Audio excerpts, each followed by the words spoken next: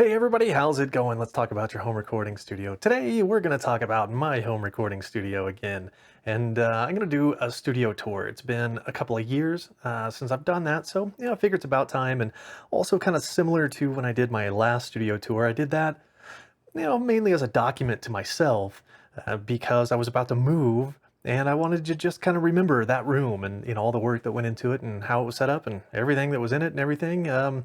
This is kind of a similar situation. We just, decided in the last week that, yeah, we're going to move again. So I'm going to have to tear this room down yet again. So I just wanted to kind of get a document of what all is in here, and hopefully you guys will enjoy taking a look around as well. Now, it's mostly the same gear in here. A lot of it's the same gear as, in that last studio tour from a couple of years ago. So I'm not going to dwell too much on, any of the stuff that I talked about at length in that video. So I'll try to keep this one a little bit shorter because that one was like 45 minutes long or something. Let's see if we can do this in a little less time, all right? Do this in kind of like three chapters here. First, we'll talk about the home studio kind of stuff.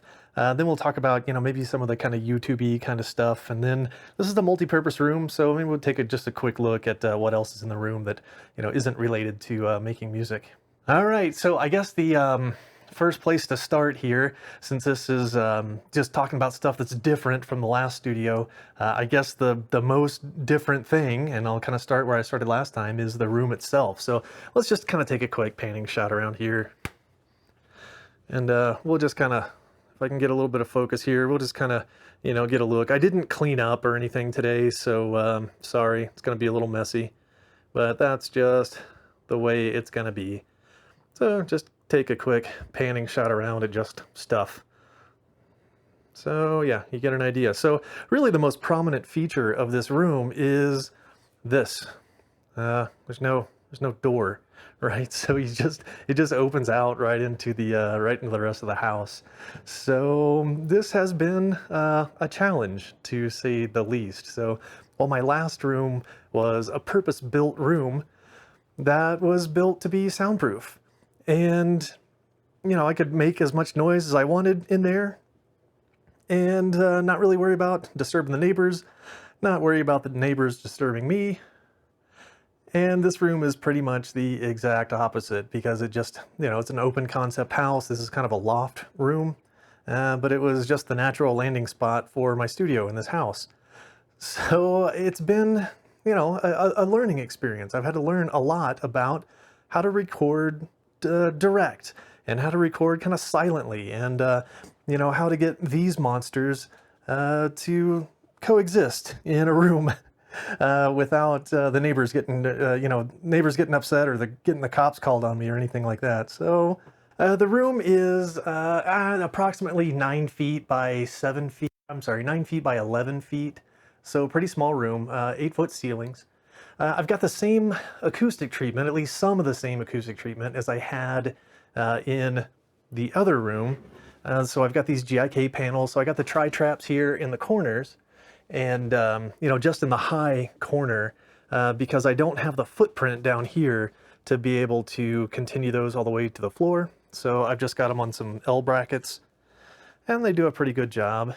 At the first reflection points, left and right, same from the same that I had in my last studio tour. These are just some 4-inch thick rock wool with 2-inch air gaps, 2 foot by 4 foot panels. Same kind of deal up here. I've got a 4-inch thick with a 2-inch air gap up here on the ceiling cloud, another first reflection point. And then I've got these 6-foot screens that look a little blurry right now. Hold on 1 second. Come on now. You can do it. You can do it. There we go. These 6-foot screens, same thing I had in the other room, that I tend to deploy over here to kind of block some of the reverberation coming from the giant cavernous living room.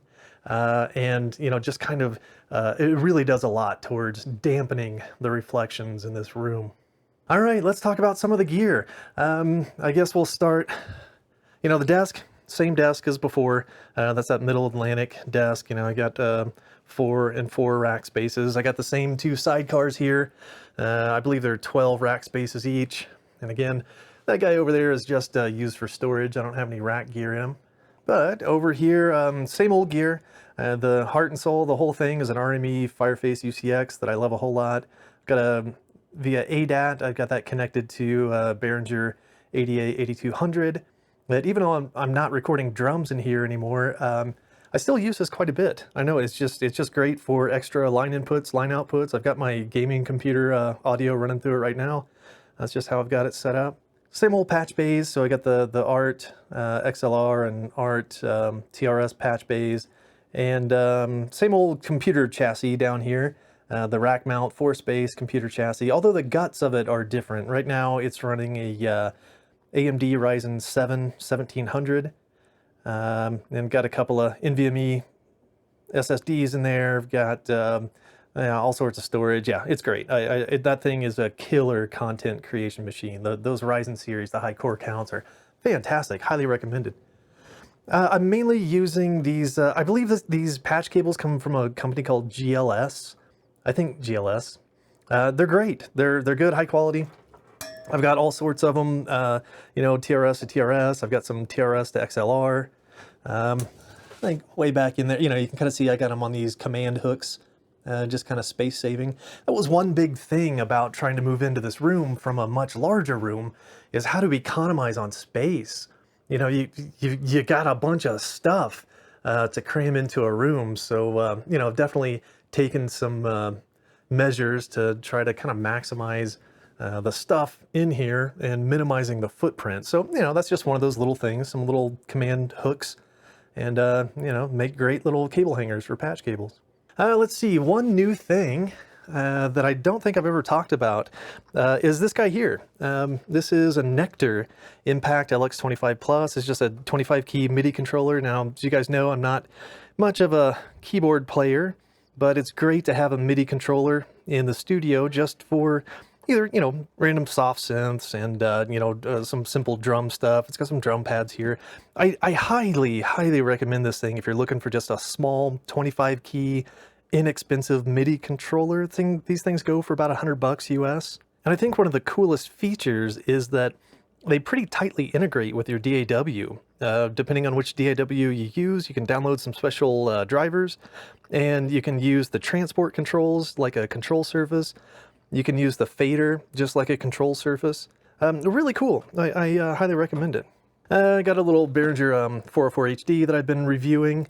I'll be giving that thing away. I was just going to keep it for a while for myself to record drums downstairs, but well, it sounds like plans have changed, and I'll probably give that away. Some computery stuff. We'll talk about that stuff later. For monitors, I'm still using the same Yamaha HS80M that I've been using, you know, paired with the HS8S 8-inch subwoofer down there that I love them a whole lot. And recently, the guys at Atom Audio sent me a pair of A7X monitors to review. And so I'm still in the process of listening and reviewing, and I don't know, maybe later on tonight I'll sit down and record the rest of that video. So far, I like them a lot. They're definitely, you know, a step up in price from the, you know, Yamaha 8-inch. I've got them sitting on these little Orlex mopeds. You've probably seen these things, but one cool thing is, you know, they got this little wedgie in here. I'm not sure if you can see or not, but that's what I'm using. You can kind of swap this thing around and end up angling the monitors up or down. So since these are sitting so high, you know, you can see kind of how high above the desk they are. I got them angled down, so that actually puts them in pretty good shape.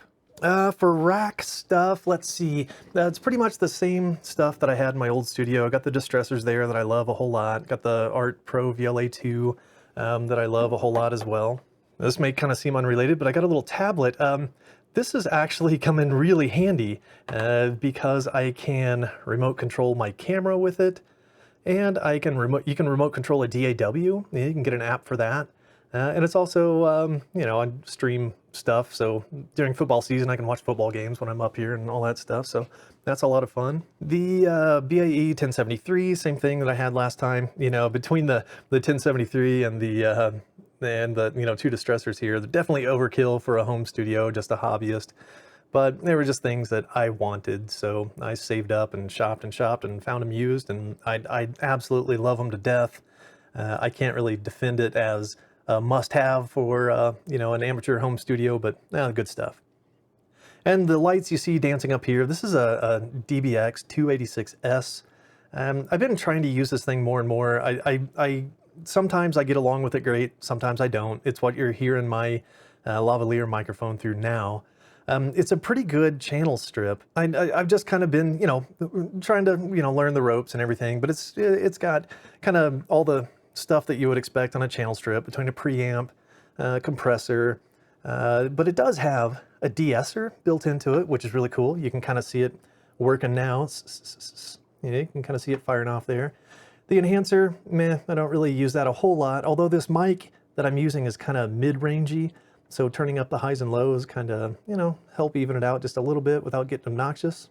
But the real reason I wanted this thing was for this feature right here, the expander gate. And you can see that thing working there. So a noise gate, you know, is just kind of a really aggressive sounding thing. So having an expander instead, to where it's just kind of like a soft gate.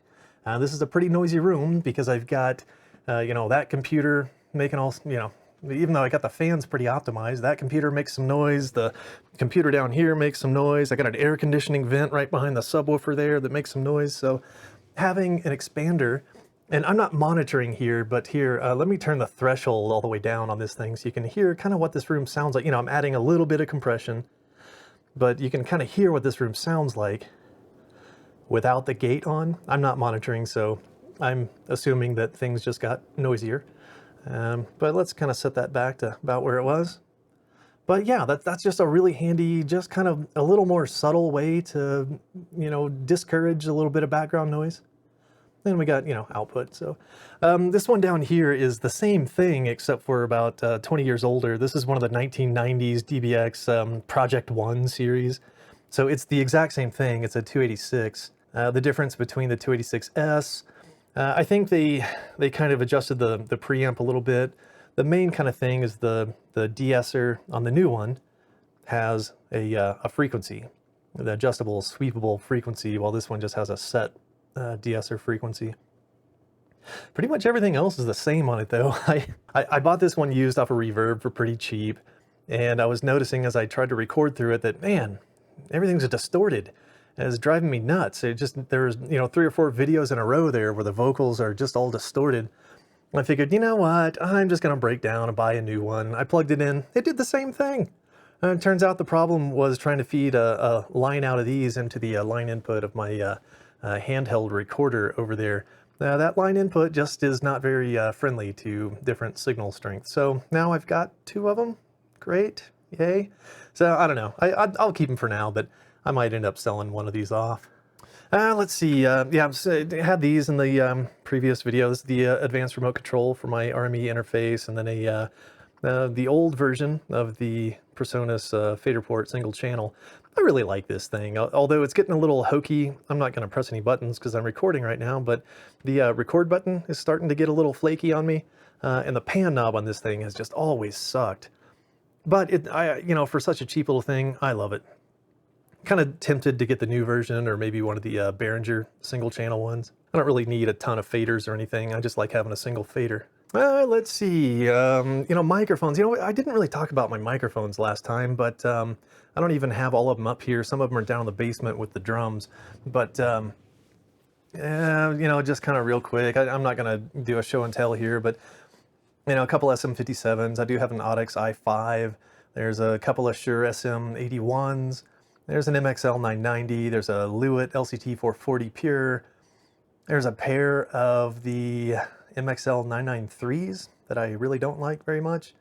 And there's an Avantone CB12 condenser mic. And then I think up here is like a little Behringer measurement mic and the little Radio Shack SPL meter and stuff.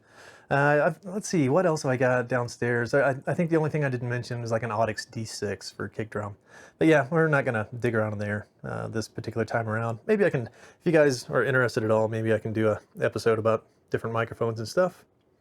And I've got these little rolly carts still, you know, I had those in the old studio, and in such a small room, I mean, you can kind of get an idea for how much just junk there is in these things, right?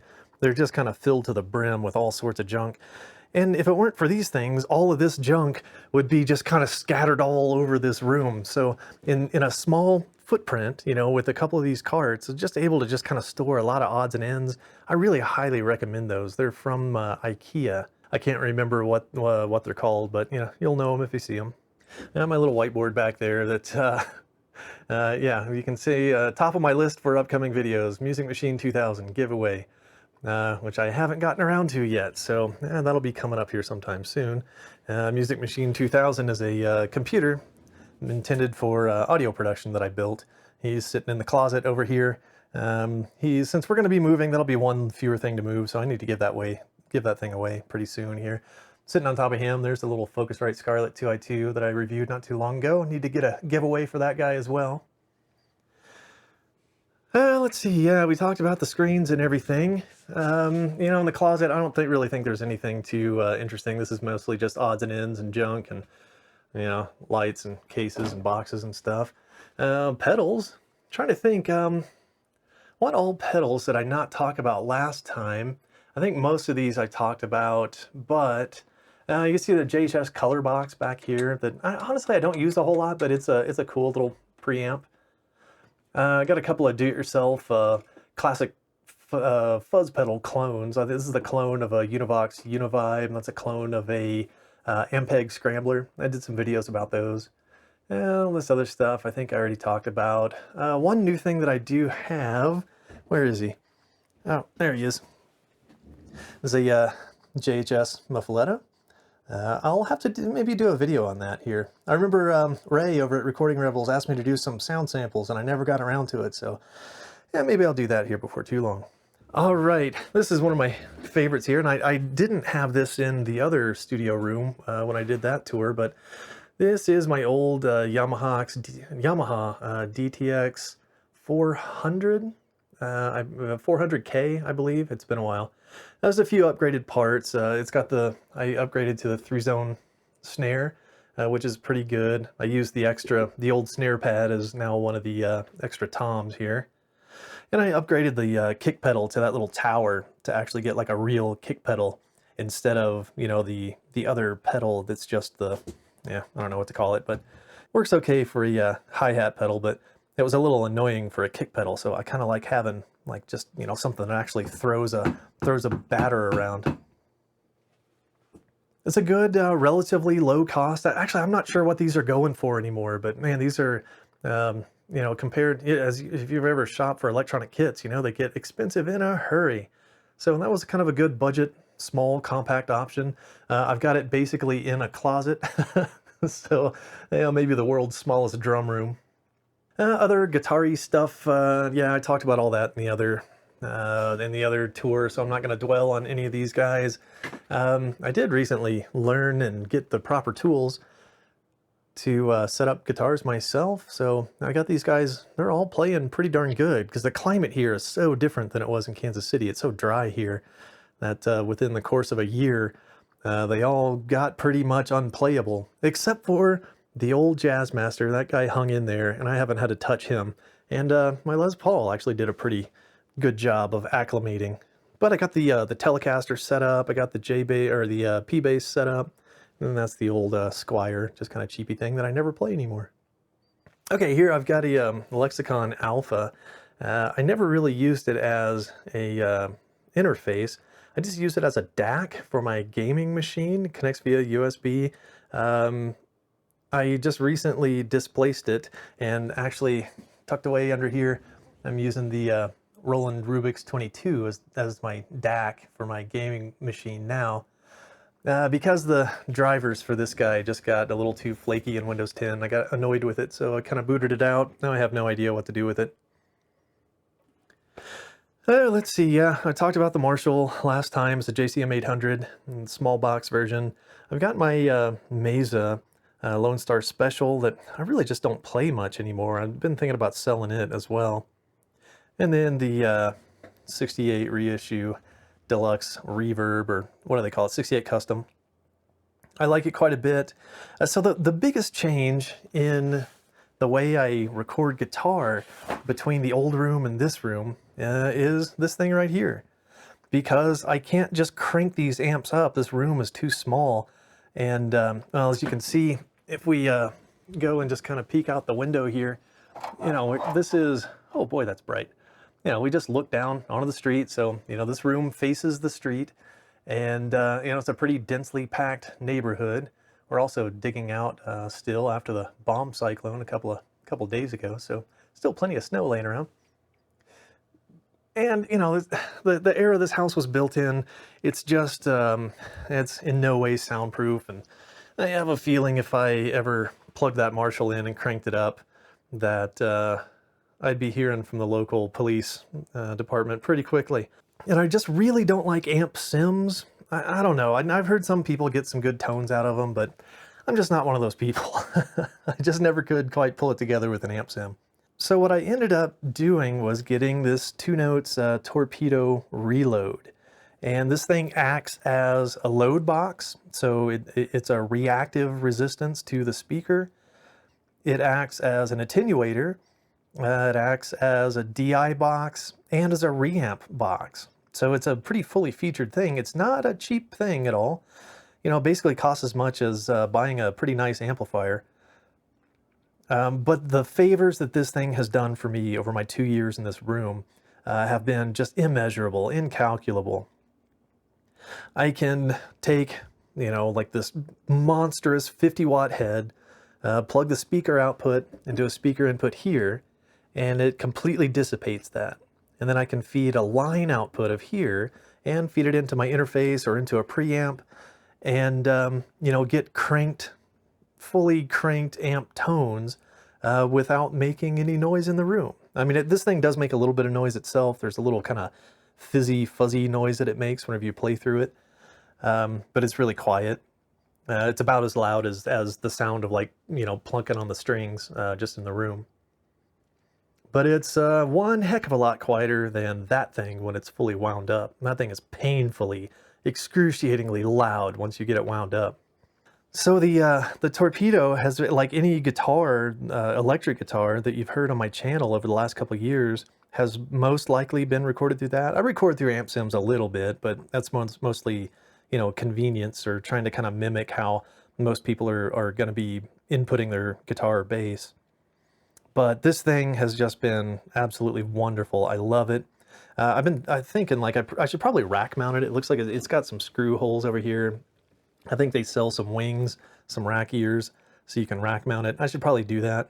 But you pair this with some software. So 2-Notes has the Wall of Sound 3 speaker emulation, and that just does the job of what a speaker would do, of filtering the output. It sounds pretty nasty without a speaker emulation on it, but I think 2-Notes makes a couple of different versions. They've got the studio version, they've got the captor, and I thought they might have had another version, but some of them have speaker emulation built in. Now this one does not, so you have to run it with software to do the job of kind of what the speaker's going to do to the EQ of everything, and add a little bit of air, and, you know, you can choose your mics and cabinets and all that stuff. It's really cool.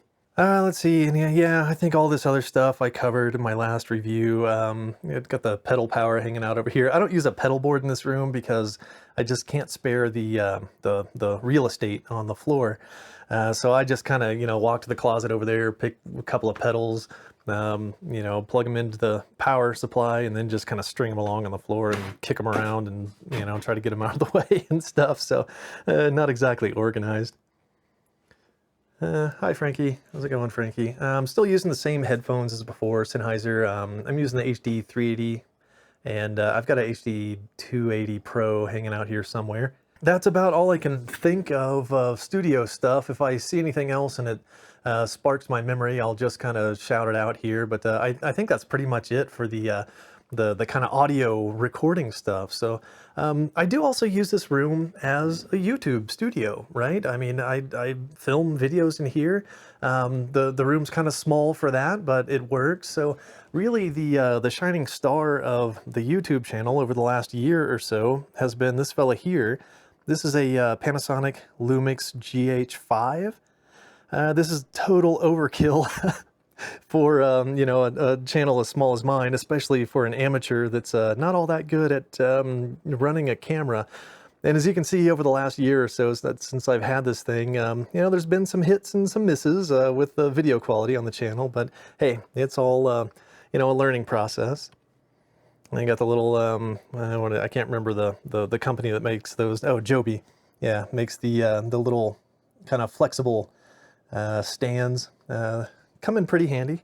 Yeah, all sorts of batteries and stuff. And then really, like, probably one of the best things, and I highly, highly recommend if you're using, you know, if you're running a small YouTube channel, lighting is really important. And I got this light maybe a year ago. This is the Falcon Eyes. It's their Sophie's series. It's the SO28D, so that's their Sophie's series. It's a 28 watt light, and it does both tungsten and daylight kind of color temperatures and everything in between. Let's see, I don't have a battery in it right now, so I can't really show it off. Oh, here, let's just go grab a battery. It's not like it's that hard.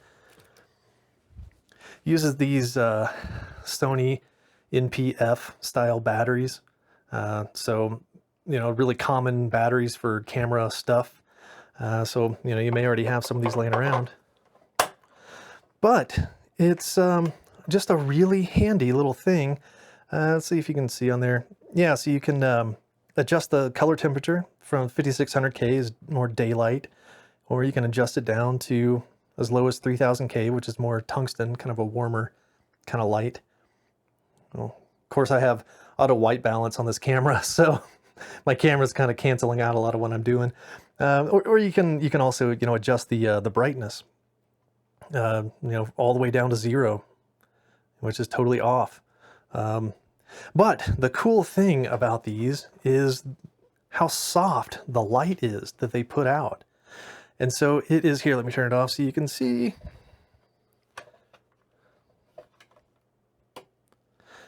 So the face of it is just this diffused kind of white plastic. And there's just like a ring of LEDs all around here that just fire inwards. And there's a reflector on the back, and then this diffuser material on the front. You can see how thin the panel is. You know, the whole panel isn't even a ½ inch thick. So it's, you know, nice and compact. This is just a great tool, a great light for a YouTube channel. They're small and portable, run off battery power. They're super bright. They can do you a whole lot of favors, put out some nice soft light. You know, you get it turned down kind of dim, get it nice and close to you. And yeah, it'll give you some nice soft light. Highly, highly recommended if you're looking for lighting for your little YouTube studio. I liked it so much that I bought the next larger version. That's the 48 TD. So this is like the 48 version. So I think it's like a 16-inch diameter rather than this one's maybe the light's maybe about a 10-inch. Maybe the whole thing's 12 inches. Highly, highly recommended. I love these things. Love them to death. So if you're looking for good lights, take a look at them. Let's see, other YouTube-y things. About the only other thing that, you know, constantly, well, of course, I always record through, well, of course, I'm wearing it now, so you can't really see it, but kind of clipped on here somewhere is my Shure. This is a WL183 lavalier mic, and I'm running it through the BLX, what the heck do they call the wireless? I think it's a BLX14 wireless. I love, love, love, love this wireless system. I can highly recommend it because it's kind of Shure's entry-level wireless. But man, the range on it is great. It's super reliable. I've had like no problems with dropouts and interference and all that stuff. It is one of their older models, but fortunately, my particular one operates. So the FCC recently reclaimed some wireless bandwidth, and so a lot of like wireless transmitters and receivers like this, you know, it became illegal to operate them essentially. So you know, you could send them in and get a little bit of a rebate, but you'd have to buy a new one. Fortunately, mine is like just outside of that bandwidth range, so I got to keep mine. Yay! But I did show this off in the last studio tour, so I won't really dwell on it. But he's kind of hiding back there. You can kind of see his signal light dancing as I talk. But holy moly, what a great little wireless receiver! I absolutely love it. Back there too. What else I got back there? Oh yeah, the little Roland Rubik's 22. But yeah, he's just doing DAC duties and, you know, a little bit of Skype microphone input and stuff like that. That's just about it.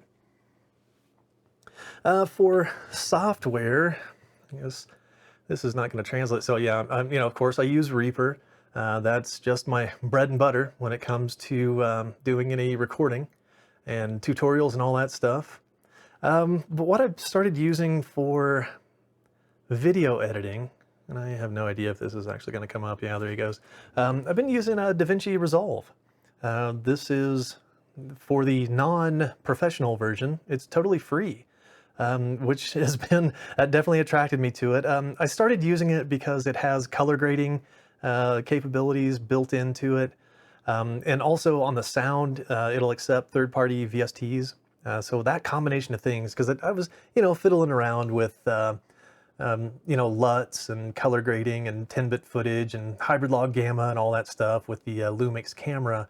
And, the Premiere Elements just wasn't really suited to that task for me. So, and plus I just got tired of Premiere Elements crashing all the time. And I had tried, not Vegas, but what's the kind of more entry-level version of Vegas. It's Movie Studio. And I got tired of that too, because it wouldn't take advantage of a hardware acceleration for rendering to H.264, even though it said it would. It crashed all the time as well. They wanted money to update to the latest version of it, and they didn't fix any of the fatal flaws that plagued the previous version, so I wasn't going to pay another $100 just to deal with all the same shortcomings that the previous version of Movie Studio Platinum had. So, I went to Premiere Elements, hated it, hated everything about it. Adobe's vision of how keyboard shortcuts and just basic functionality is supposed to work. They just buck all the trends. And so everything you expect that should work does not work that way with Adobe. Just drove me absolutely nuts. So I ditched Premiere Elements. I went to DaVinci Resolve. And there's been some growing pains. It's certainly not perfect. It's been a little unstable at times and crashed on me a few times and lost some significant amount of work a few times, which has ticked me off. But really, for a free option, it's been pretty darn good. I can't really complain too much. So heck, why not? Let's do just kind of like a quick little kind of sample setup of how I would record just like an everyday YouTube video or something here. Let me get this set up here real quick.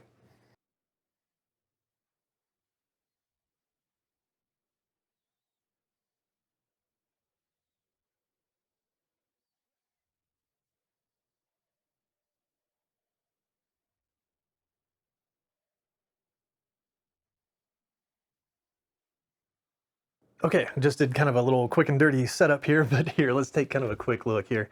So this is generally what I see when I'm recording. Let me back up a little bit here. So, I've got this nice Manfrotto tripod that I like a whole lot.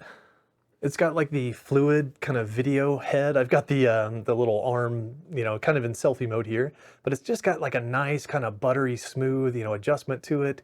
I can, get the frame set up just how I like it, and still be within arm's reach about where I'm filming from.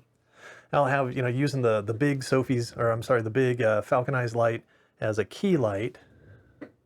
And then, I've got this guy off to the side over here, just to act as a little bit of fill light, just fill in some of the shadows.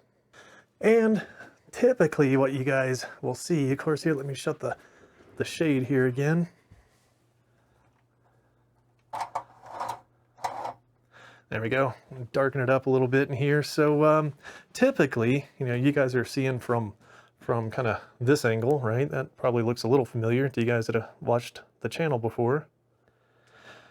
But all of the lighting in the room, so I've got these little can lights, little $7 things from Walmart, and I got one back over there as well. These two guys, there's two bulbs in that floor lamp, and then this kind of flood lamp down here. All of them have Philips Hue RGB bulbs in them. So at just kind of the touch of a button or a call of the voice, okay, Google, set the office lights to blue.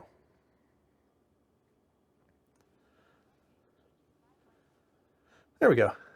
So, with just kind of the call of the voice or, a touch of a button, I can, you know, set some kind of mood lighting, a little bit of ambient lighting.